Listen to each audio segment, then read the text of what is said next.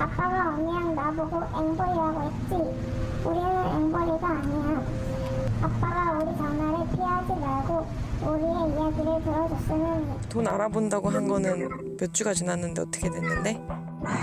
아니야, 나 이제 너한테 돈 보낼 생각 없어. 너 없고 엄마는 너 고소한다 그러니까. 양육비 좀 보내래. 이 엄마 그렇게 한다고 양육비 주겠니 아빠는? 야, 저희랑 전화하지 말라고. 아빠 이거 괴롭히지 마.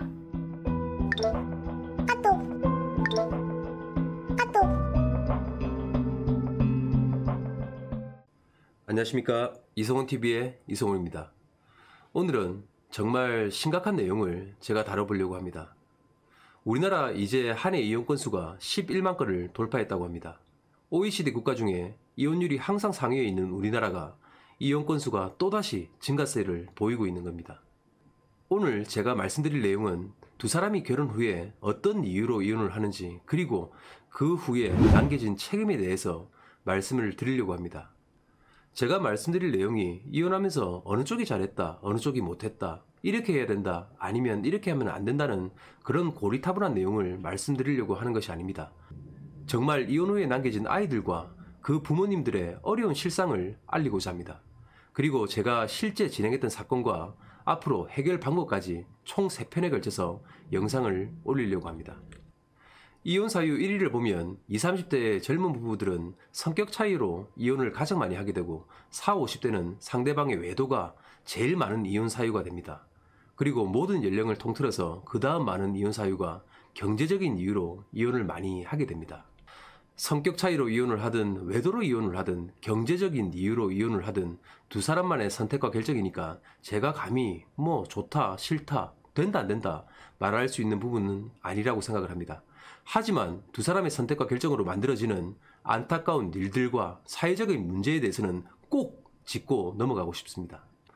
제가 추심 업무를 하면서도 많은 사람들이 이혼을 하면서 받게 되는 판결문이나 양육비 부담 조서를 가지고 양육비 청구 때문에 추심 의뢰가 정말 많이 들어옵니다. 정말 지금까지 수많은 건을 의뢰를 받아 진행을 해봤고 해결을 해보았습니다. 그런데 정말 다른 사건들 추심하는 것과 다르게 애들을 키우지 않는 비양육권자가 양육비를 안 줘서 청구하고 받아내는 사건은 정말 분통이 터지고 골 때리는 경우가 정말 많습니다. 이혼하는 수많은 사연들이 있겠지만 다 말씀드릴 수는 없고 본인들이 선택하고 결정한 사항이니까 현명한 결정이었길 진심으로 바랍니다. 오늘 제가 말씀드릴 부분은 이혼 후에 남겨지고 키워질 애들에 대한 부분입니다. 이혼하면서 애들이 있는 분들은 정말 끝까지 꼭 시청해 주시기 바랍니다. 이혼할 때는 재산분할권, 위자료, 친권, 면접 교섭권, 양육권 등의 문제를 결정하게 됩니다. 저는 여기서 딱 한 가지만 꼬집어서 말씀드리고 싶습니다. 앞으로의 삶과 현실적인 문제인 양육권과 양육비에 대해서 말씀을 드리고 싶습니다. 보통 이혼은 두 가지가 있죠. 재판상의 이혼, 그리고 협의 이혼입니다. 재판상의 이혼을 하는 경우에는 어머니의 큰 결점이나 결격 사유가 없으면 애들을 어머니가 양육을 하게 되고 비양육권자인 아버지가 양육비를 주게 됩니다. 협의 이혼은 두 사람이 협의를 하고 합의해서 하는 결정이니까 양육은 아버지가 할 수도 아니면 어머니가 할 수도 있는 겁니다. 하지만 이혼 후의 판결이나 양육비 부담 조서에 나와 있는 양육비를 주지 않는 사람들이 얼마나 많은지를 다들 아십니까? 정말 그 실상을 알면 경악을 금시 못합니다. 우리나라에서 법원 양육비 결정에 따라서 비양육권자가 순순히 양육비를 주는 확률이 5.6%입니다. 100명 중에 5명이 준다는 겁니다. 정말 이게 말이나 됩니까? 비양육권자가 양육비를 주지 않아서 비양육권자 재산, 즉 부동산, 차량, 직장급여, 또 은행 계좌 이런 부분들까지 압류하고 경매하는 경우도 정말 많습니다. 양육비 이행관리원을 통해서 이행명령을 신청을 하고 과태료 처분, 감치결정, 담보 제공명령 이런 부분들까지 5만 가지 일들을 다해서 겨우겨우 강제적으로 받아내는 것까지 다 합쳐도 전체의 17%가 안 된다는 겁니다. 그렇게 되면 나머지 83%, 즉 100명 중에 80명 이상의 부모들은 양육비를 단 한 푼도, 아니 평생 땡전 한 푼도 주지 않고 있는 것이 우리나라 대한민국의 현실입니다. 양육비를 단 한 푼도 못 받고 있는 애들의 수가 우리나라에 100만 명이 훌쩍 넘습니다. 이게 진짜 말이나 된다고 생각을 하십니까? 양육비를 못 받고 생활고에 허덕이면서 그 어린 나이에 먹고 싶은 것도 못 먹고 사고 싶은 것도 못 사고 학교 다니면서 친구들 눈치 보는 애들이 얼마나 많은 줄 아십니까? 정말 애들이 무슨 잘못이 있겠습니까? 희귀 난치병을 가지고 약하게 태어난 애들은 제때 병원을 가지 못해 아파하고 죽어가고 있는데, 그런데 양육비를 주지 않는 부모는 끝까지 단 한 푼도 주지 않으려고 다른 사람 명의로 장사를 하고 사업을 하고 돈을 빼돌리면서 호의호식하는 사람들이 정말 많습니다. 보통 우리나라 양육권자 85% 이상이 여자들입니다. 그래서 지금부터 이혼하고 엄마들이 애들을 키우면서 전 남편에게 양육비를 받지 못하는 기준으로 말씀을 드리려고 합니다. 제가 말씀을 드리기 쉽게 하려는 거지 여성분들 편을 드는 것은 아닙니다. 혹시 양육을 하고 있는 남자분들은 이해를 해주시고 너그럽게 봐주셨으면 감사하겠습니다. 보통 양육비 산정기준표나 재판부의 판단에 따라서 양육비가 달라지겠지만 일반적인 서민들을 기준으로 애들 한 명당 50만원에서 60만원 정도의 양육비가 나오는 경우가 제일 많습니다. 무슨 이유로 이혼을 하든 말든 상관은 없지만 정말 애들한테 양육비를 안 주면 안 되는 건 아니겠습니까? 진짜 애가 걸어가다가 넘어져서 무릎에 피라도 나면 내 눈에 눈물이 나고 내 뺨을 치면서 자책하는 게 우리 부모들 아닙니까? 다칠까? 또 위험한 거 할까? 항상 생각하고 걱정하고 내 목숨과 바꿔도 아깝지 않은 게 우리 애들 아닙니까? 부부는 이혼하면 남이 되지만 이혼한다고 어떻게 부모와 자식이 남이 됩니까? 요즘 어딜 가든 남자가 한 달에 일하면 150만원 이상 안 주는 것이 어디 있겠습니까? 그러면 자신은 시장통에 배추 이파리라도 주워서 국을 끓여 먹더라도 애들 양육비는 줘야 되는 거 아닙니까? 양육비를 주지 않고 있는 우리나라의 100만 명의 애들의 부모들, 정말 당신들이 인간이라고 할 수가 있겠습니까? 정말 다치고 힘들어서 주지 못하는 경우도 제가 들어는 봤습니다. 하지만 술 마시고 유흥비로 쓰고 주식하고 투자하면서 자신의 자식에게는 별 꼴 같지 않은 이유를 들어서 주지 않는 경우가 대부분이죠. 그런데 양육비를 주지 않으면서 이런 말을 하는 사람들도 제가 봤습니다. 양육비 50만원을 주면 애들 양육비로 안 쓰고 전부인이 쓸까봐 걱정돼서 못 준다고, 이게 말이나 되는 얘기입니까?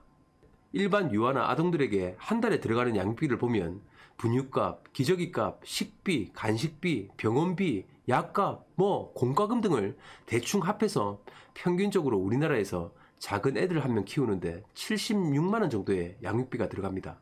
그런데 기껏 50만원을 주면서 양육권자인 엄마가 그걸로 유흥비로 쓴다느니 또 옷 사입는다느니 이런 말도 안 되는 개소리를 늘어놓는 경우가 어디 있겠습니까?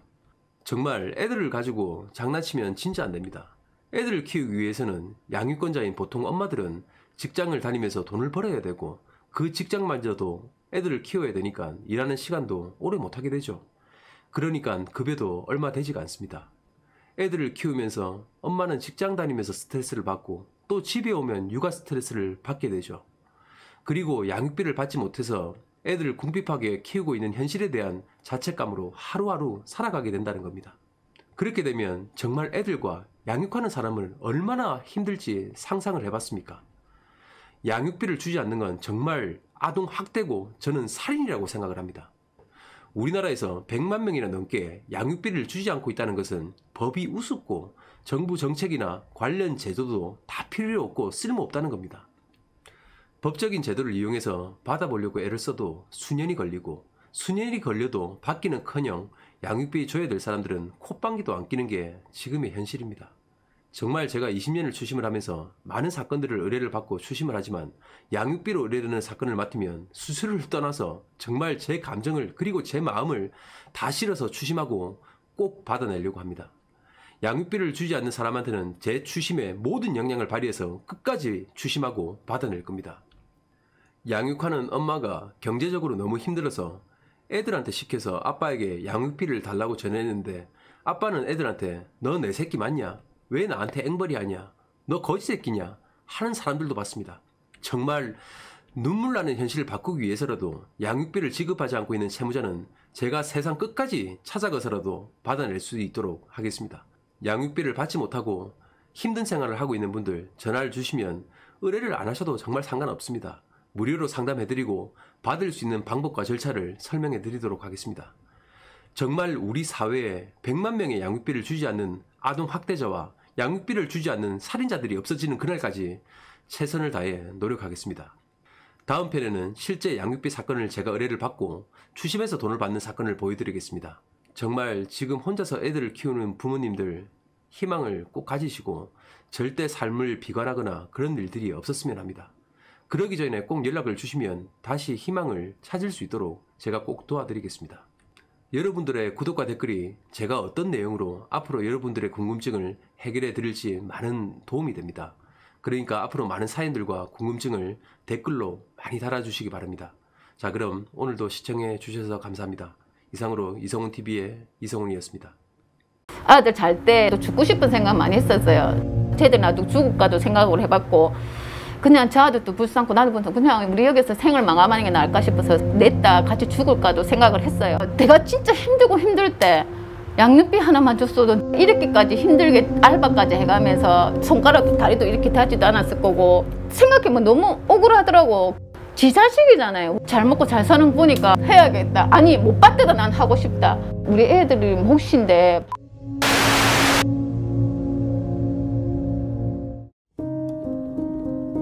평생 행복을 약속하며 결혼했지만 그 약속은 오래가지 못했습니다. 서영 씨는 여러 가지 이유로 12년 전 남편과 이혼을 했습니다. 헤어진 부부는 남이 되었지만 남이 될 수 없었습니다. 13살, 10살, 4살. 눈에 넣어도 안 아플 세 딸이 있었기 때문입니다. 보고 싶고 미안하면은 내가 찾아올 때까지 안 기다리지 않았을까요? 뭐 자기를 우리 못 보게 했네 뭐 이렇게 하는데 시대가 무슨 옛날에 삐삐 차던 시절도 아니고 전화기가 다 있는데 엄마가 못 보게 하더라도 다른 사람들은 다 잘 보던데 본인만 못 본 이유가 있을까요? 보고 싶었다면 실제로 저 본인이 행동으로 옮겼어야 하고 말로만. 돈이 없어서 못 될 거면 지금 돈 없는데 결혼해서 애를 왜 또 낳았는지 저는 조금 의문스럽거든요. 실제로 본인 먹을 돈까지 없었으면 그렇게 결혼해서 애까지도 낳을 수 있었을까요? 풍정을 한다는 것 자체가 우리를 자녀로 보고 있는 게 아닌 것 같아요. 진짜 한심하거든요. 막내 동생은 아빠라는 존재 자체를 일단은 모르고 왜냐면은 자기가 태어난 아빠라고 불러본 적이 없잖아요. 막내 동생 하고 싶은 것도 많은데 그거를 좀 못하게 하는 자체가 본인이면서 무슨 생각으로 돈이 없다고 하면서 새로운 가정을 이뤘는지 새로운 가정을 이루면서 저희 생각은 안 했는지 저희 생각을 했다면은 행동으로 왜 안 옮겼는지 뭐 이런 걸 좀 묻고 싶어요. 저한테 아빠라는 존재는 그냥 아무 의미 없는 존재예요. 다들 엄마나 아빠라고 생각하면 저는 그냥 엄마만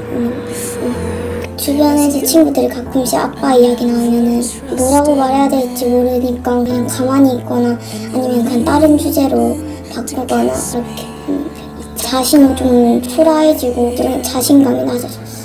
가끔씩 궁금하고 생각나긴 했는데 그런 아빠라는 존재를 느낀 적도 없기 때문에 아빠가 필요했던 적은 엄마가 이때까지 밤새도록 일하면서 혼자 키우고 있었으니까 엄마가 아빠 자리를 이렇게 채워줬었거든요. 그래서 그렇게 너무 슬프고 어렸을 때 다들 집에 오면은 엄마가 밥 차려주거나 엄마랑 같이 자는데 저는 곁에 엄마가 아니라 언니들이 챙겨주고 밥도 언니들이 차려주고 엄마도 힘드니까 지금은 행복하냐고 하고 싶고 그쪽은 우리를 버리고 갔으면서 지금 다른 가정을 꾸리고 살고 계시는데 그게 당신 양심이 안 찔리냐고 그런 말 하고 싶어요. 양육비를 보내줘서 저희가 떵떵거리면서 한 것도 아니고 계속 하고 싶은 것도 못하고 돈이 없으니까 엄마한테 뭐라 부탁도 못하겠는 거예요. 힘든 걸 아니까. 만약에 양육비라도 제대로 제때제때 보내줬더라면 저희가 뭐 배우고 싶은 거라던가 남들 다 하는 것까지는 못해도 어느 정도 내 주관을 펼칠 수 있었을 거 아니에요. 아무것도 하지 못하는 상황이니까 뭐 학원이나 이런 거 다니는 애들 보면 좀 부러웠죠. 나도 저렇게 다니고 싶은데 중학교 졸업하자마자 바로 알바를 시켰거든요. 학교를 다니니까 첫날 토요일 10시간씩 일했어요. 집회에서 공부랑 같이 병행하기 게 너무 힘든 거예요. 너무 피곤하고 이러니까 보내줬으면 제가 이 정도까지 알바를 하면서 안 하고 그냥 조금 더 학업에 열중할 수 있겠죠. 저희한테는 무슨 존재인지도 모르겠어요. 저희가 무슨 존재인지도 모르겠고 자기는 돈을 벌고 있는데 그냥 우리한테 줄 돈이 없다는 거잖아요. 돈을 벌 수 있고 성인인데 어떻게 우리한테 보내줄 돈이 하나가 없을 수가 있냐고. 자기는 먹을 거 다 먹고 입을 거 다 입고 의식주로 다 생활하고 있는데 우리한테 한 푼도 보내줄 돈이 없다는 거잖아요. 그냥 그 말은 그냥 우리한테 보내주기 싫다는 말밖에 안 되는 거. 문자 한 번 뭐 잘 지내나 이런 문자 한 번도 없었고요. 솔직히 전화번호 알아낼 수 있으면 바로 알아낼 수 있잖아요. 알아볼 생각 없이 말만 맨날 보고 싶었는데 엄마가 못 보게 했다는 등. 그게 말이냐고. 왜 보고 싶지 않았으니까 연락도 안 하고 찾아오지 않았어요. 제가 몇 살인지도 기억할지도 모르겠어요. 지나가도 그냥 모르는 얼굴이 이제 아예 기억이 안 나요. 저도 그나마 얼굴을 본 사람인데 어떻게 생겼는지도 기억이 안 나요. 그 미지금을 저희가 꼭 받아내야 된다고 생각하는 게 엄마가 고생한 것도 있는데 이제는 좀 쉬어야 되지 않냐고. 지금 막내도 어린데 저도 공부를 지금 4년 더 해야 되고 안정되려면 아직 시간 많이 남았는데 엄마도 몸이 이렇게 좋은 편이 아니잖아요. 너무 사람이 못된 것 같아요. 양심의 가책을 조금 느꼈으면 하는 게 조금이라도 미안한 이제서라도 천천히 보내주면 안 되겠냐고. 뭐 한꺼번에 보내달라는 것도 아니고 나 이때까지 하고 싶은 거 다 참아와서 이제 조금이라도 해볼까 시작하는데 그 시작이라도 조금이라도 도움이라도 줬으면 좋겠어요 진짜.